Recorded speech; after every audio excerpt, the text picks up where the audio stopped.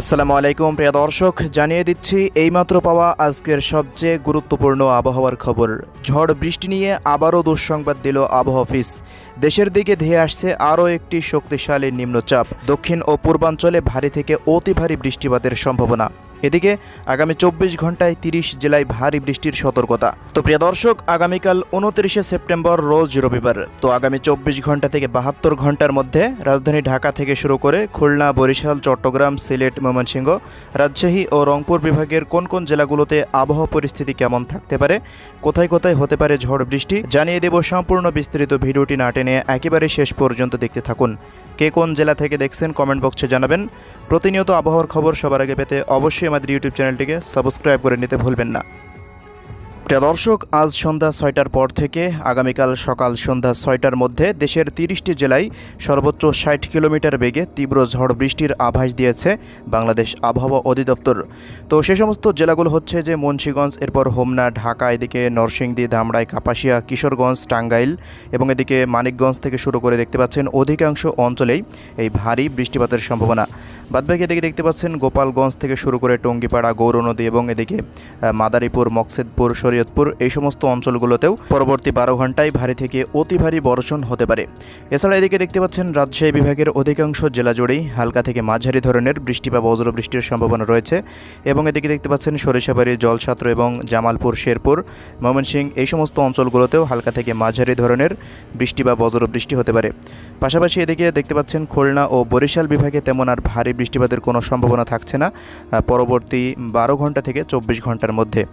তো কয়েকটি অঞ্চলে হালকা মাঝারি বৃষ্টিপাত থাকতে পারে, এই যে বাগেরহাট থেকে শুরু করে সাতক্ষীরা, এই সমস্ত অঞ্চলগুলো এবং এদিকে মেহেরপুর, এরপর দেখতে পাচ্ছেন ঝিনাইদহ, কোটচাঁদপুর, এরপর হরিণাকুণ্ড, ঝিনাইদহ, এই সমস্ত অঞ্চলগুলোতে 5 থেকে 10 মিলিমিটারের মতো বৃষ্টি বা বজ্র বৃষ্টি হতে পারে এবং এদিকে ভেড়ামারা, বামন্দি, এই সমস্ত অঞ্চলগুলোতে দেখুন হালকা থেকে মাঝারি বৃষ্টিপাতের সম্ভাবনা রয়েছে।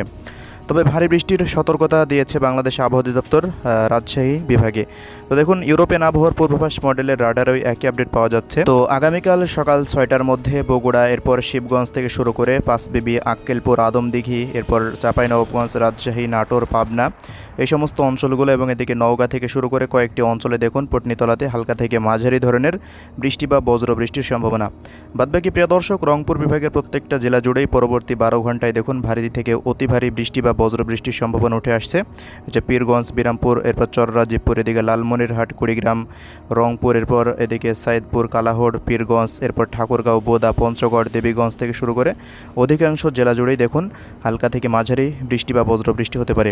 এবং এদিকে দেখুন সিলেট বিভাগের কয়েকটি অঞ্চলে বালাগঞ্জ, মৌলভীবাজার, এরপর এদিকে বিশ্বম্ভরপুর, সাতকবাজার, এই সমস্ত অঞ্চলগুলোতে হালকা মাঝারি বৃষ্টি হতে পারে। বাদবাকি এদিকে দেখুন ময়মনসিংহ বিভাগের নেত্রকোনা এবং শেরপুর, জামালপুরেও হালকা মাঝারি বৃষ্টির সম্ভাবনা উঠে আসছে এবং এদিকে চট্টগ্রাম বিভাগের দেখুন একবারেই এদিকে বান্দরবন, খাগড়াছড়ি, এই সমস্ত অঞ্চলগুলো এবং এদিকে থানচি, চকরিয়া, এরপর আলীকদম, লামা, এই অঞ্চলগুলোতে হালকা মাঝারি বৃষ্টি বা বজ্র বৃষ্টির সম্ভাবনা রয়েছে। তবে বৃষ্টিপাত একেবারে সামান্য, দেখুন 3 থেকে 4 মিলিমিটারের মতো বৃষ্টি বা বজ্র বৃষ্টি হতে পারে। তবে এদিকে দেখুন পরবর্তী 12 ঘন্টা থেকে 24 ঘন্টার মধ্যে বরিশাল বিভাগের কোথাও তেমন ভারী বৃষ্টিপাতের কোনো সম্ভাবনা নেই। তবে আকস্মিক বজ্র বৃষ্টি কয়েকটি অঞ্চলে থাকতে পারে, যেটি পূর্বাভাসে উঠে আসছে না। এবং কুমিল্লা, ব্রাহ্মণবাড়িয়া, চাঁদপুর, নোয়াখালী, এই সমস্ত অঞ্চলগুলোতেও কোনো বৃষ্টিপাতের সম্ভাবনা দেখা যাচ্ছে না।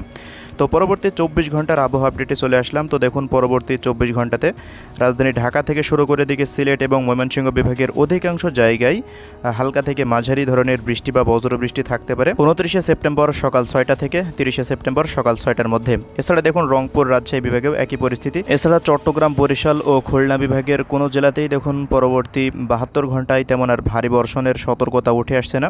তো প্রিয় দর্শক, এবার আমরা সরাসরি চলে যাব নিম্নচাপের আপডেটে। তো 1 তারিখের পর থেকে দেশের মধ্যে প্রবেশ করতে পারে আরও একটি শক্তিশালী নিম্নচাপ।